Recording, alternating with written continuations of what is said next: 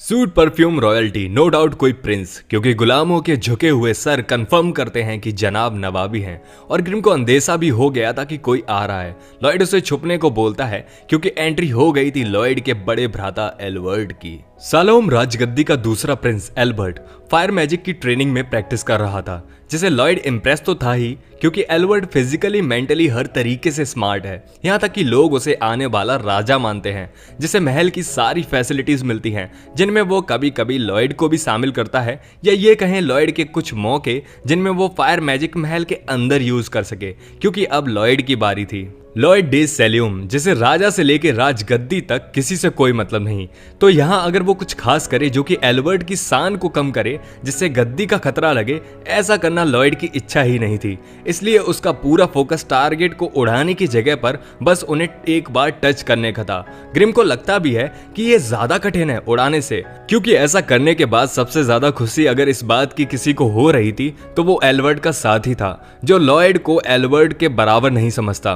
वैसे केस उल्टा है, क्योंकि लॉयड तो बस वही दिखा रहा है जो वो दिखाना चाहता है, और जिसमें अगर परेशानी देखें तो ग्रिम को हो रही थी, क्योंकि सच्चाई तो वो और हम सब जानते हैं कि लॉयड कितना ज्यादा पावरफुल है।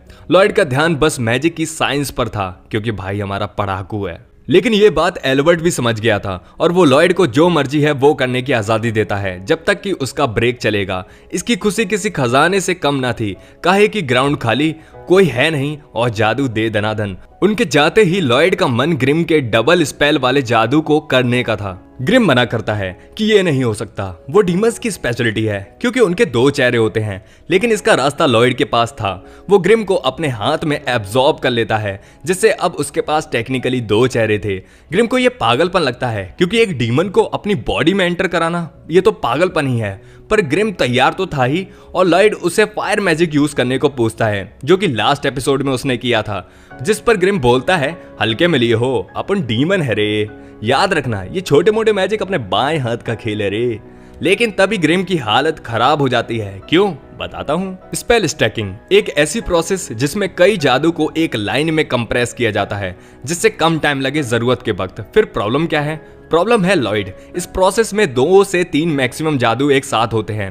भाई साहब ने 100 कर रखे थे, जिससे ग्रिम की फट गई थी। खैर, इसका सॉल्यूशन था ग्रिम की बॉडी पे अगेन लॉयड का कंट्रोल। मतलब मुंह ग्रिम का था पर आवाज लॉयड की। सीधा कहें तो लॉयड 2 जगह से बोल रहा था, जिसमें ग्रिम बच गया था, और अब टाइम था एक्शन का। लेट्स डू इट बेबे। पायरलान से इंसिनिस, एक्कोलान से कास्केडिया। और जब 2 एडवांस मैजिक जुड़ते हैं तो लॉयड का तो पता नहीं, पर ग्रिम का दिमाग खत्म हो रहा था। लॉयड का पागलपन लॉयड ही झेले, क्योंकि ग्रिम की तो दुनिया हिल गई थी, और इस मैजिक का माना इस लेवल पे था जिसे झेलने की बात हर किसी में नहीं थी। अब टारगेट का तो पता नहीं, पर इस जगह का क्या होगा ये डर जरूर था। इस मैजिक का फोर्स आसमान चीरते हुए जाता है, जिससे राज्य पूरा हिल चुका था। हालांकि चाय की चुस्की लेते हुए एल्बर्ट के आसपास के लोग बस फालतू बातों में लगे थे। उसके साथ ही 7th प्रिंस पे ध्यान ना देने की सलाह देता है, और अगर देते भी हैं तो क्यों? तभी एल्बर्ट उसे एक लाइन में पेलता है, क्योंकि बेटा तुम्हारे पास आंखें नहीं है टैलेंट देखने की। जो कि एल्बर्ट को उसी वक्त समझ आ गई थी कि लॉयड ने उन फायर बॉल से टच जानबूझ के किया था, और वो कोई आम बच्चा नहीं बल्कि एक प्रोडिजी है जो किसी दिन महान जादूगर बनेगा। और जिस दिन भी ये होगा एल्बर्ट को सबसे बड़ा फायदा भी होगा, जिसपे कुछ लोग उसके साथ सहमत थे, क्योंकि होने वाले राजा को जरूरत पड़ेगी, और फायदे वाले बात भी होगी अगर महान जादूगर उसके साथ हो। लेकिन एल्बर्ट बस अपने छोटे भाई के साथ रहना चाहता है, फायदा हो या ना। वैसे जहां तक एल्बर्ट लॉयड को जानता है, उसने अभी तक सारे टारगेट तोड़ भी दिए होंगे, जिस पर उसका साथी बोलता है ये और ज्यादा बोल रहे हैं भाई साहब, ये रात कैसे हो गई? क्योंकि चचा उस बच्चे ने ग्रिम की तो ऐसी तैसी की ही थी, पर इतना फोर्स था मैजिक का कि आसमान में छेद हो गया था और डायरेक्ट स्पेस दिख रहा था। अबे रुको यार, यही तो नहीं करना था। लॉयड उसे वापस सही होने को बोलता है, और थोड़ी देर में सब नॉर्मल भी हो जाता है। पर सच में ये लड़का पागल है। वैसे एक मजे की बात बताऊं, ग्रिम लॉयड का सच में नौकर है। ये अंदर की बात है, पर मैं तुम्हें बता रहा हूं। हालांकि बस वो मौके के इंतजार में रहता है कि कब उसकी बॉडी को कंट्रोल करेगा, जबकि लगता नहीं कि ऐसा दिन आएगा। पर ठीक है, सपने देखना अच्छी बात होती है। एक अजीब सा होल, वो भी स्वर्ग तक, खराब मौसम या बुरा संकेत। ये थी आज की ताजा खबर। ये कारनामे किए थे लॉयड ने राज्य में, लेकिन लॉयड का ध्यान दूसरी खबर पे जाता है। A rank adventuring company dungeon साफ करिए, खजाना लूटिए। इस खबर को देखने के बाद लॉयड का ध्यान अगर खजाने पे हो तो समझ भी आता है, पर फिर से उसका ध्यान जादुई चीजों पर ही था। इसका मतलब अब डंजियन में जाना ही पड़ेगा, जिससे ग्रिम रोकता है क्योंकि सबकी नजरों से गायब होना, वो भी महल से, ये नामुमकिन है। जिसका निवारण था एक कॉर्न का दाना। मजाक नहीं, यही निवारण है, प्लस थोड़ा सा जादू, और तैयार है एक नंगा पुंगा लॉयड, जो सिर्फ बॉडी से ही डुप्लीकेट नहीं था, बल्कि वो वही एक्शन करता था जो लॉयड करता है, और थोड़ा बहुत वो खुद भी कर सकता है। जिससे ग्रिम को लगता है कि अब तो रास्ता साफ है, पर ऐसा नहीं था, क्योंकि खतरा था सिल्फा, जो कि लॉयड की टीचर है, और वो कुछ ज्यादा ही सेंसिटिव है लॉयड को लेके। इवन वो उसकी डेली हाइट नापती है, जबकि 0.07 मिलीमीटर का ही फर्क पड़ता है। अजीब है, पता है, पर यही सब ट्रिक इसीलिए नहीं चलती, जिसके लिए एक और रास्ता था। और फाइनली लॉयड महल से बाहर आ गया था। कैसे? वेल बताता हूँ। लॉयड उड़ते हुए ग्रिम को एक हाथ में फिर से लाता है। प्रोसेस ये थी कि ग्रिम की सोल लॉयड के डुप्लीकेट में थी और बॉडी ओरिजिनल के हाथ में, जिससे काम बन गया था। मेड्स को लगता है कि लॉयड अपने ऊपर आजकल कुछ ज्यादा ही ध्यान दे रहा है, पर यहाँ तो नकली माल की टेस्टिंग चल रही थी। मेड क्यूट क्यूट बोल के बावरी हो रही हैं। यहाँ काला जादू का मामला था। लॉयड के 2 ऑर्डर्स थे, शिल्पा पे ध्यान रखना और उसके जैसा बना रहना। लेकिन ग्रिम का दिमाग और तूफानी था और कुछ खतरनाक सोच रहा था, मतलब कांड करने की चाह हो रही थी। पर तब तक लॉयड उस पर भरोसे वाली लाइन मार देता है कि मैं तुम पर बहुत भरोसा करता हूँ भ्राता, जिसे सुनकर ग्रिम कुछ ज्यादा ही इमोशनल हो जाता है और बोलता है कि जल्दी आना भाई, मैं तुम्हारे बिना रह नहीं सकता। अब महल से तो निकल गया था सुपरमैन, पर डंजियन ना पता कि किधर को है। तभी एक गुलाबो दिखती है, जिसके पीछे गुलाबी पड़े थे, मतलब बहुत सारे गुलाबी रंग के मॉन्स्टर्स पड़े थे। हालांकि इस गुलाबो में थोड़े कांटे भी थे, मतलब वो लड़की सांस भर के इतना मारती है उन मॉन्स्टर को कि उनकी चटनी बन गई थी। एक मार्शल आर्टिस्ट जो कि की नाम की एनर्जी को चैनलाइज करके ब्रीथिंग से उनको पेल रही थी। फिर से लॉयड को पढ़ने का एक और नया मौका मिल गया था। तभी वो लड़की छुपे हुए लॉयड से बोलती है, क्या बात है, कौन है वहां पर?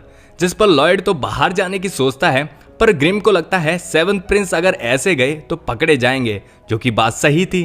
तो वो थोड़ी देर तो नहीं निकलता। उधर गुलाबो का गुस्से का पारा बढ़ चुका था। जब कोई जवाब नहीं मिलता तो वो उसे दुश्मन समझती है। गुलाबो सीधा पहाड़ पे लॉयड के सामने आके उससे लड़ने को होती है, पर लॉयड एक सेक्सी सा एडल्ट बन चुका था, या फिर कहें वो लॉयड से रॉबर्ट बन चुका था, एक नया नया एडवेंचरर, जिसे देखकर गुलाबो की दिल की धड़कन धक धक करने लगी थी।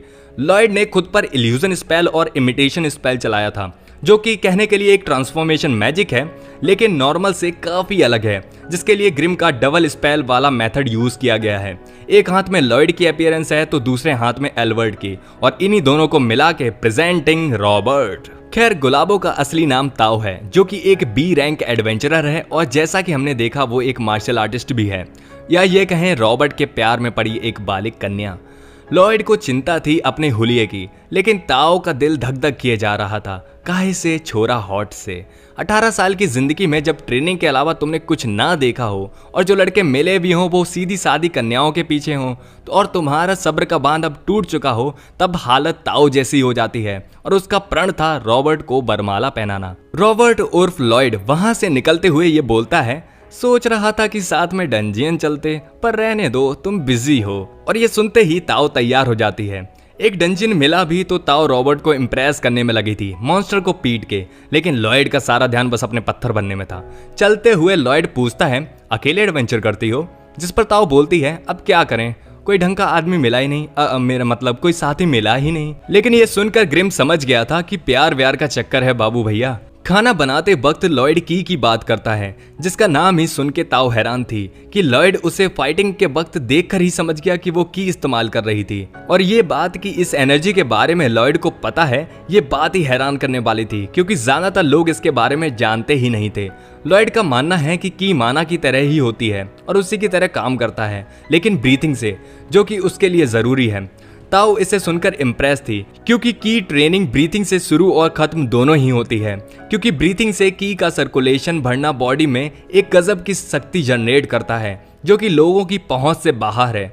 क्योंकि सीखने में बहुत टाइम लगता है, लेकिन इतने में ध्यान उसका लॉयड पे जाता है, जो कि की परफॉर्म कर रहा था और उसको फील भी हो रहा था। वैसे की ब्रीथिंग लंग्स को अफेक्ट करती है, जो कि लॉयड बस एक बार देखकर ही कर रहा था, और जबकि की एक्टिवेट करने में काफी टाइम लगता है और जब भी ये होता है तो लंग्स जलते हैं, जिससे लॉयड अब अलग सी एक शक्ति महसूस कर रहा था माना से हटकर।